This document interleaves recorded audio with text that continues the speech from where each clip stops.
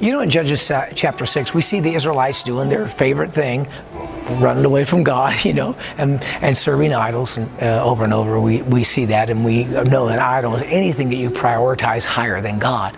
But this is what they did. But it took them 7 years before they actually came to the place where they began to cry out to God.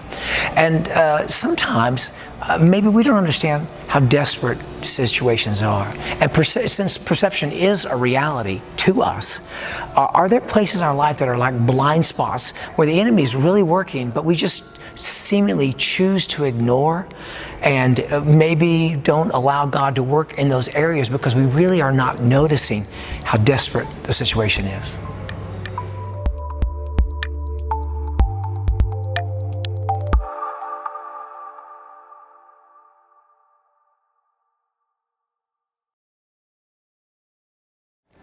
And you know also in Judges chapter 6 that the children of Israel, they lived in a space where there weren't really, it wasn't like everybody's being annihilated, and so it didn't really get their attention there. Or neither was it a place where everything was flourishing. It was that spot in between. So not low enough where they are weeping and crying out to God, but not high enough or exciting enough to where they're reaping the promises of God. Not low enough to weep, but not high enough to reap. And a lot of times, are there spaces in your life where you have noticed that you are living in that place of mediocrity, where you're kind of in between, not really seeing the promises of God, everything's not falling apart.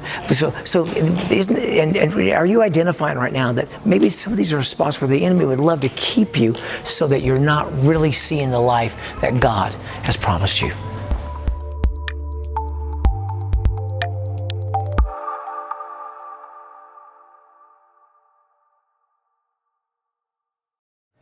The children of Israel went, backwards from God over and over again and began to serve idols. And we would say, I would never serve an idol. But yet an idol is anything that you place higher in priority than you do the things of God. And so I'd like to ask you the question, and maybe we need to answer this. What things do we apply our energy toward? And is it toward the godly things? Is it toward the things that really matter for purpose and design that God has for you? Or are they things that we are not going to ever see anything come of value from? They just feel good for the moment. So where are you applying the most energy, the most exciting energy in your life? Where is it going to?